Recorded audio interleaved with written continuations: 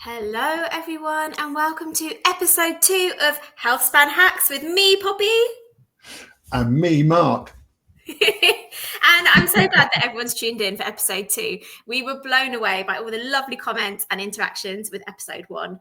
And of course, Mark, I've got another interesting thing to bring to you in our second episode.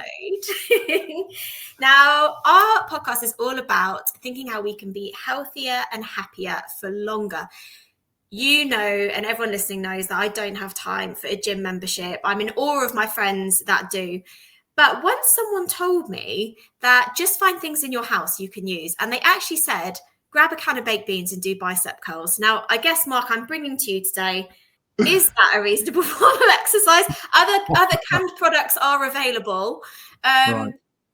Should I start doing that? Is that going to keep me healthier for longer? That's where we're at today. Beans. Well, yeah.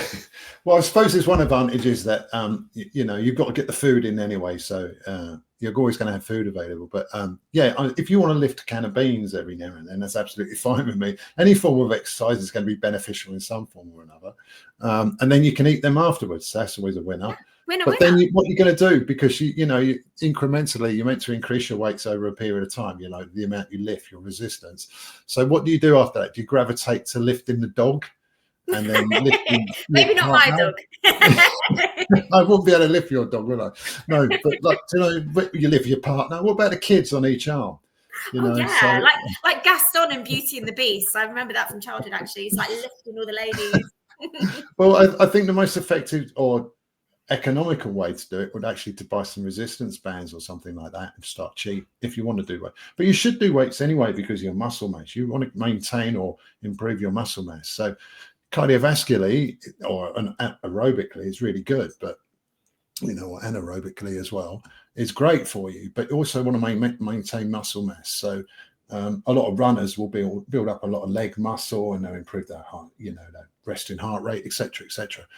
But stroke volume, for instance. But at the end of the day, you also want to keep that muscle mass going. So if you're going to get that by lifting up a tin of beans every day, then which isn't much weight at all, but if you're going to get benefit from that, go for it. So not only you're getting protein and such from the tin of beans, you're also getting the increasing muscle. I don't know. Reading between the lines, I feel like you're telling me that lifting a can of beans isn't going to be the best way to keep looking after my muscles. I did see, actually, and for anyone who follows us on Instagram at Lifespan Collective, I did see, Mark, you put a couple of sneaky posts last week about weights and talking a little bit about how you use weights in like your daily life. Like, yeah. I'm guessing it's not beans because I saw you had some fancy equipment on there. So what does it look like for you to have exercise at your excellent older age than me? I don't know if we're mentioning our age on the podcast, but Mark's slightly older than me, and much better at doing exercise. So how do you kind of build it into your daily routine? Well, the first thing is addressing the fact that there's only 2 or 3 years between us, obviously, in regards to age. So that's always a winner. That's right. The other thing is I mean, I do weights a lot. I train a lot. I train 6 days a week, and I have to because of my age. So I divulge? I suppose I can. I'm 58 years old, so I'm getting on a bit now. So I know the implications of aging and what's going to happen to me as I age, or what's already happened to me. And so for me, it's all about training and maintaining my muscle mass through the loss of muscle mass that can be expected as I age. But also cardiovascularly, I need to make sure I have, a good heart rate, the low blood pressure and all the other aspects that go with it.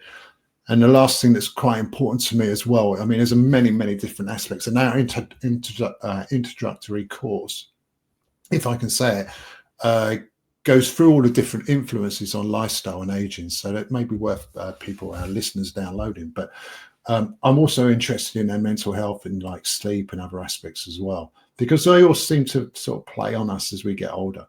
So for me, it's about making sure there's a plan or a strategy that adapts or at least alleviates some of the risk in regards to health as we age. So yeah, I train quite regularly just to offset some of the decline I can expect as I age. That's interesting. So what I'm hearing you say, Mark, is that you can't just really focus on one thing like exercise. It's about thinking of so many different factors. And actually, that's reminded me, we had a really good comment from Gary on our YouTube, actually, on episode 1.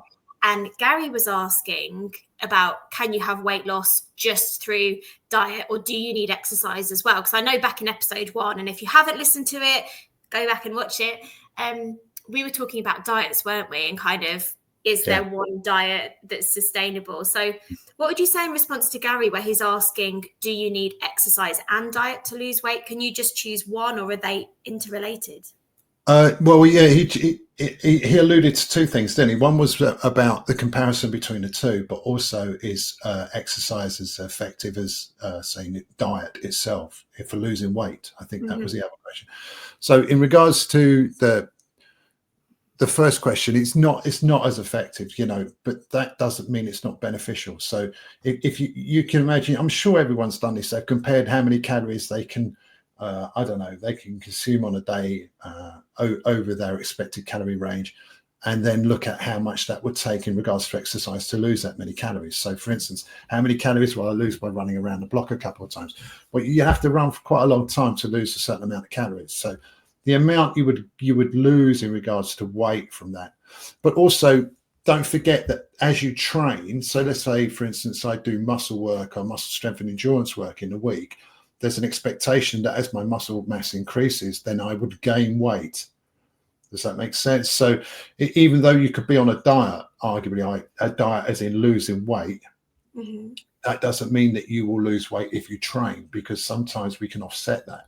So you're like losing the fat, I guess, but then gaining muscle. Is that how that works? Yeah, pretty much. Well, you're decreasing the fat. So yeah, it's right. So you're gaining muscle mass, but as a consequence, your weight may stabilize, or your weight may not go down as much as you think. I mean, the recommendation is that we should use roughly around 1 to 2 pounds per week of weight.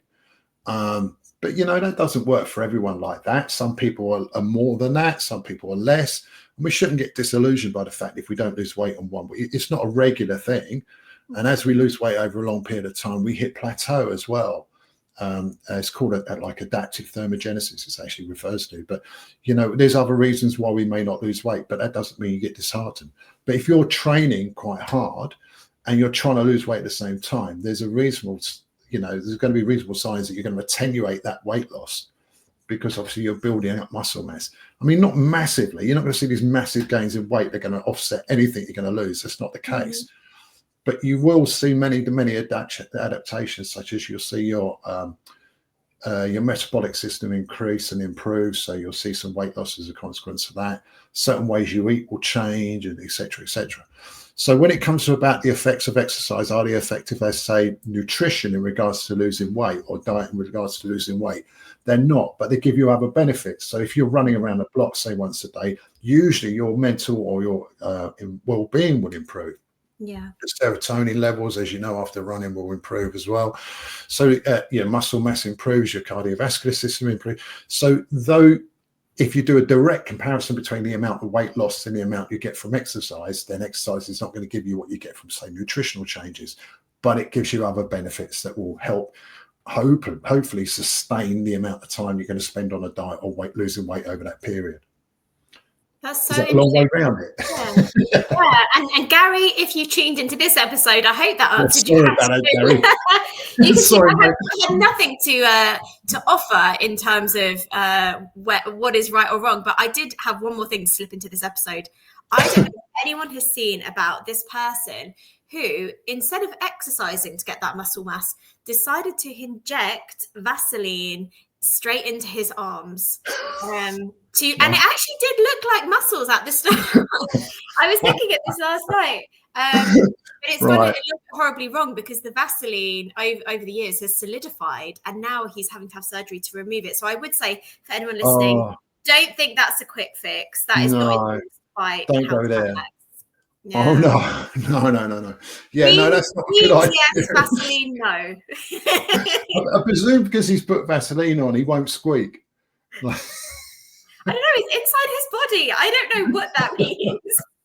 But yes, maybe he moves silently everywhere he goes. It's like silent.